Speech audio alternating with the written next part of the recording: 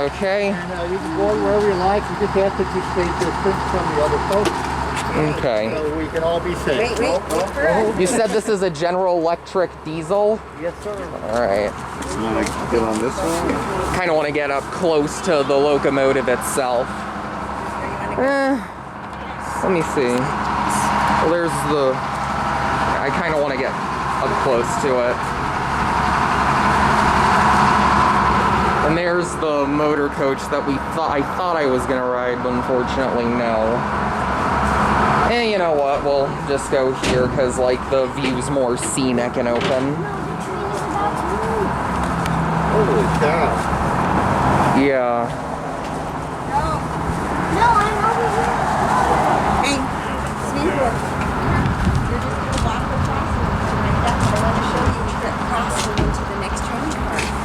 Okay, you do it in the Polar Express.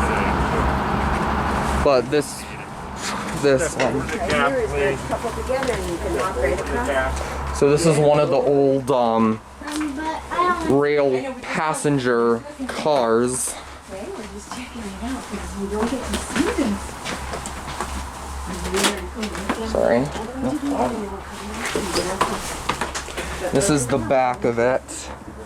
Wow, this is so cool. Okay, wait, come over here for a sec. And then we'll look off the back. When he's done, just for a minute, come here for a second. And that was a bathroom at one point, actually, for the passengers. Okay, go check it out.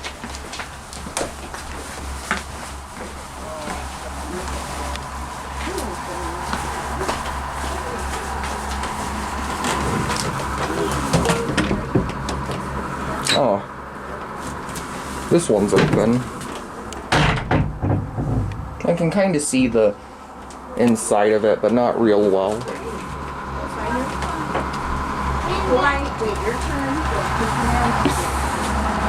But yeah, the website says we were gonna ride that thing, but it is what it is.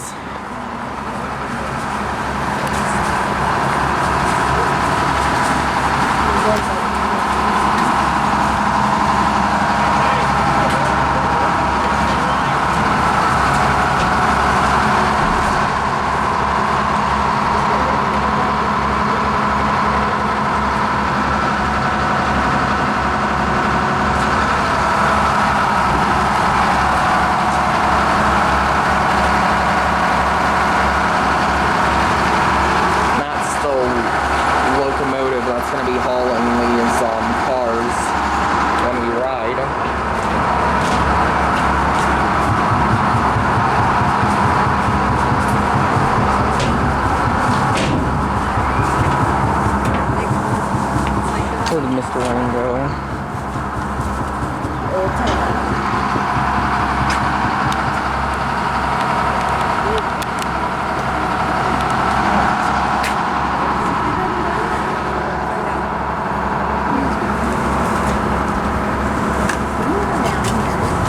What do you think of that old car there? Can you drive the train?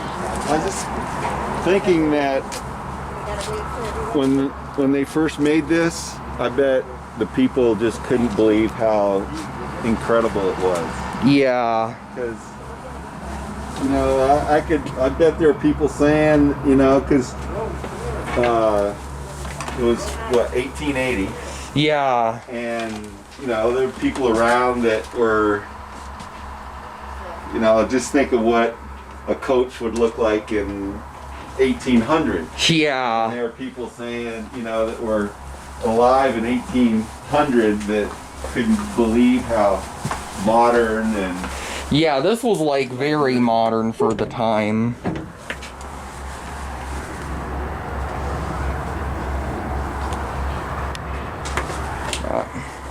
I'm gonna sit outside where it's nice and warm. Okay. Are you gonna sit in here? I think I'll go out, but yeah. We could do both. Yeah, I kind of want to try doing both, because this is cool. It's not an experience you can have just anywhere. Well, sorry, it's not the one that you were expecting. It is what it is. For those wondering why I sound so disappointed, it was because we were supposed to ride in the Motorcoach that's being shown right now, which was for the Rio Grande Southern, but unfortunately, due to COVID, we couldn't ride it, but the website said we were able to. So, needless to say, I wasn't too happy, but a train ride by what I wasn't expecting is better than nothing, and I'm definitely glad I got to do this, so hope you enjoy the rest of the video.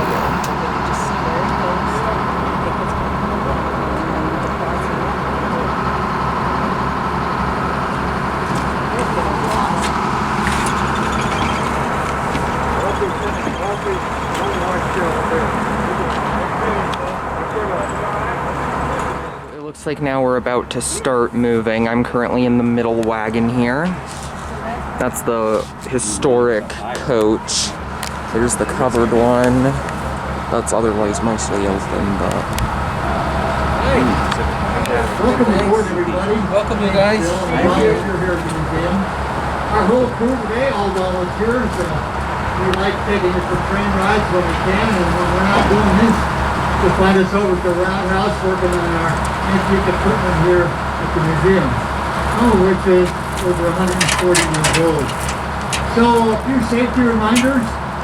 Let's get it going. The engineer will sound 2 blasts to the whistle, which means he's released the brakes and we're going to go. So from that point on, it's important that you stay in your seats and not move around, shift from side to side, so we can keep our insurance company happy. Also, those of you in the coaches back there, please do not try to open the windows because they're 140 years old, kind of finicky, and sometimes they'll slam down without any notice, and we don't want any crushed fingers. So we'll be heading out in about 4 minutes here. Okay. Gotta be on time. Alright, so the steps are being taken away, so we got... Alright, we're moving. And there it is, 2 beats to the horn, so off we go. We take COVID pretty seriously here at the museum. All around the grounds you'll find hand sanitizing stations. Also, after every run we do lay down the train so that everybody will be safe. When you, after you get off the train and as you move around the ground, it's okay to have the mask down as long as you're distanced from other folks. So I'll try to point out a few things as we take our 3 laps around the state. We do have a very large collection, so be sure to take advantage of all the things that you see here.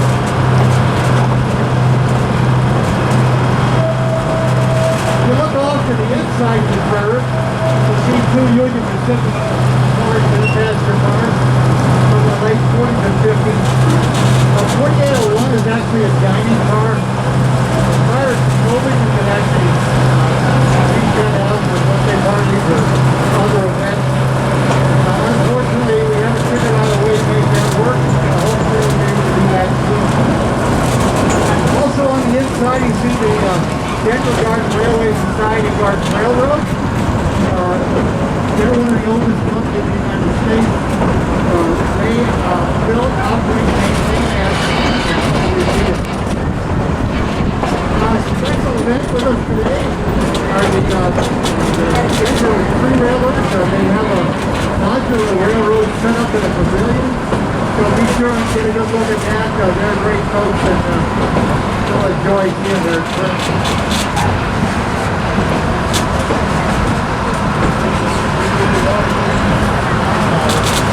If you look between this train, you'll see a train putting a locomotive on the inside, number 12, and number 14 there. Those are James Hughes locomotives. Think of them like an all-wheel drive car, except it's an all-wheel drive locomotive. They were specially built to work on superheat trains and to work in difficult conditions on the track, such as walking or quarries or things like that. Colorado, Colorado, cut the the largest piece of marble ever cut in a single piece. There's a locomotive like that laying down. After which it was transported to Washington, D.C., where it was carved into the tomb of the unknown soldier. I'm just going to stand inside here. We're looking at our personal roundhouse here. This is where we do all of our maintenance and restoration work. We have you're welcome to walk around the front and take a quick look at what's going on over there. There's working on locomotive 491 today. Also, I'm working on locomotive number 20. Testing that locomotive next Tuesday. Preparation for running that the following weekend.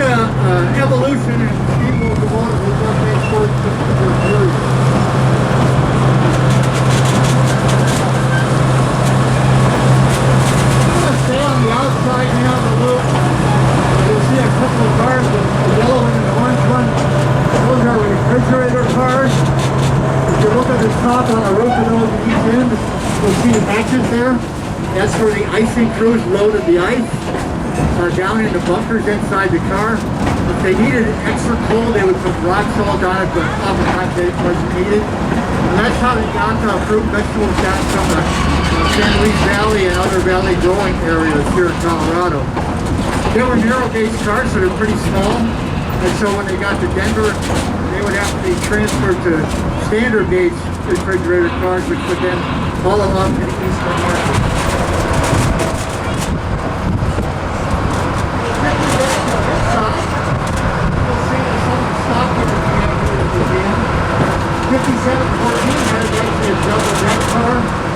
Primarily used for seacoast. The Catholic seat business was a big business for the railroad. They would haul them up to the mountain valleys in the springtime, stack up, and bring them back on down to the slaughterhouses in Denver so that we have to take it over business.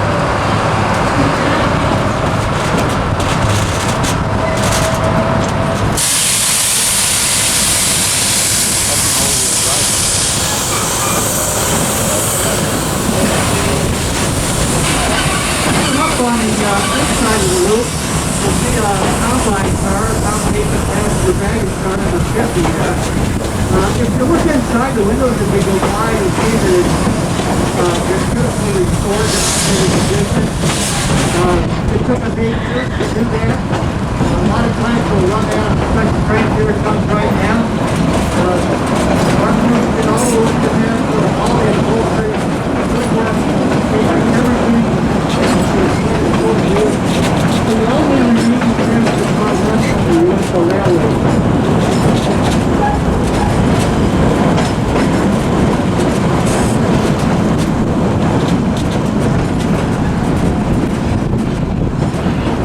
We're always happy to have you come around and walk around everywhere you can here at the museum ground. That's why it's okay to come over here by the roundhouse, walk right up to the doors, look inside and see all the equipment and tools we use to take care of our equipment.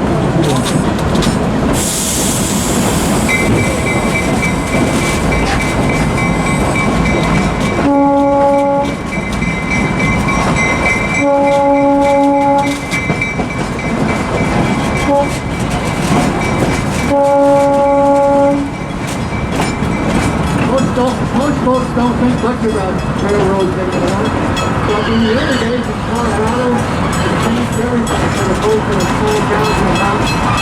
They were trying to be able to get things at a reasonable price up there. Even today, railroads are still critical to the U.S. economy. If you bought an automobile here in Denver, it came here by train, either from the West Coast or from the East Coast. Almost everything in a big box store, grocery stores, all at one point in their life picture by rail. Either furniture or the pipeline and so on.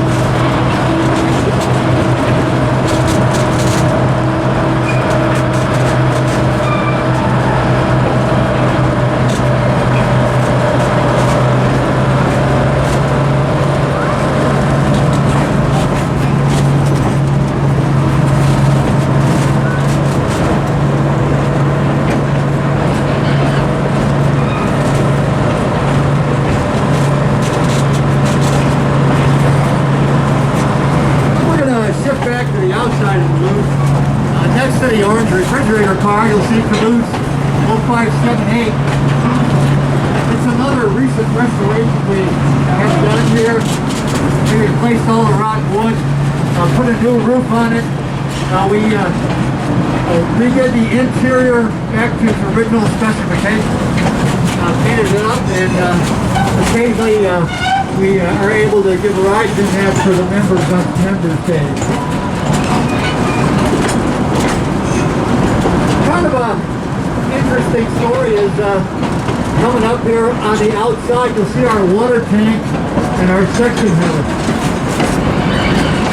The section house has station signs on it called No Agua.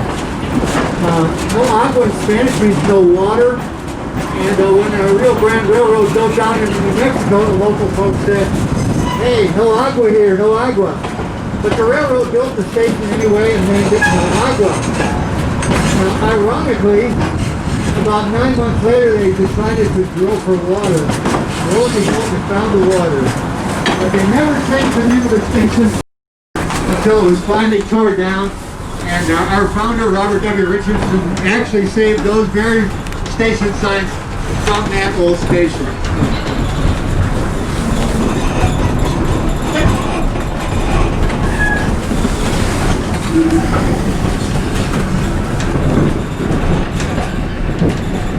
We like to run a lot of fun family events here at the museum, and coming up we'll have the trick-or-treat train on the weekend before Halloween. Everybody likes to come out in their amazing costumes, and it's a fun day. There'll be all kinds of little activities going on around the museum, and so if you're of a mind to come out that weekend, then come on out and enjoy that. If you live nearby in Denver and you kind of like to look at all the events we have out here, a membership is not a bad idea. It saves you a lot of money. You get free admission every year, all year long. And also you get first shot at special events like Polar Express and Day Out with Comet. Tickets for Polar Express have gone on sale, and we'll be running that from mid-November right up to the 23rd of December. If you want a certain date and time, it's always best to get your request for tickets in early.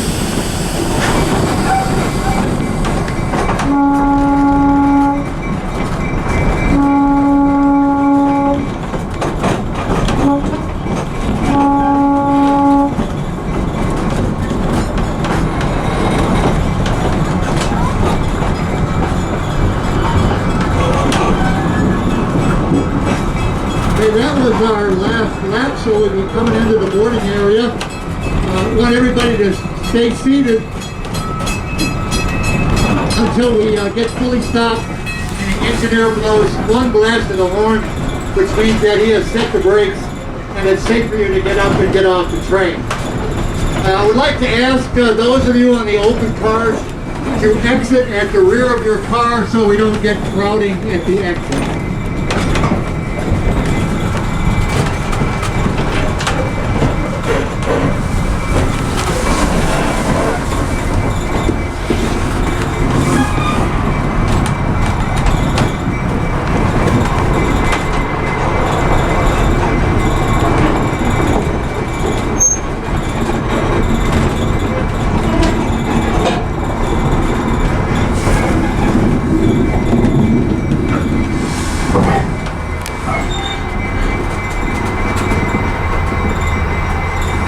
And we're stopping.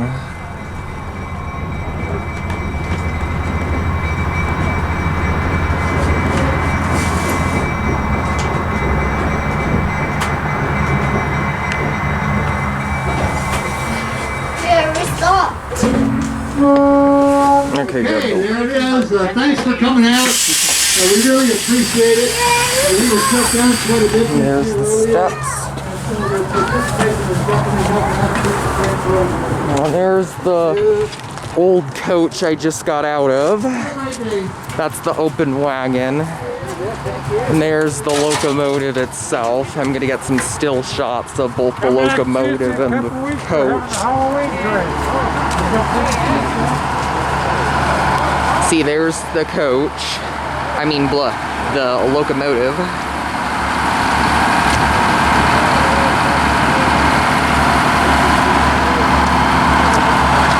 If you look there, you can kind of see the inside of the locomotive.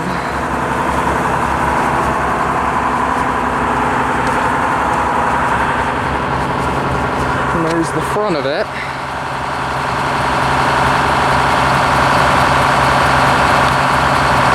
Even though it's not what I expected, I still enjoyed my experience a lot for sure.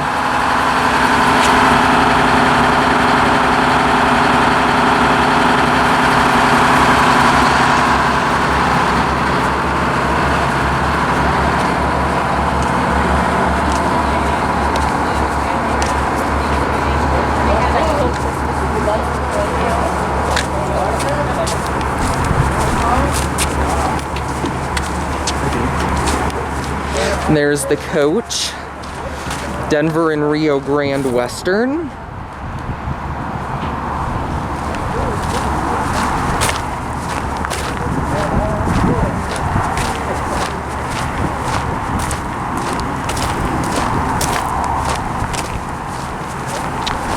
There's the rear end of it. And I think that's pretty much it. So I hope you enjoyed this video. Thanks for watching. Please subscribe, of course. Hopefully you'll get to do another video like this somewhere else at some point. But anyways, I hope you enjoyed it. And yeah, that's gonna be it.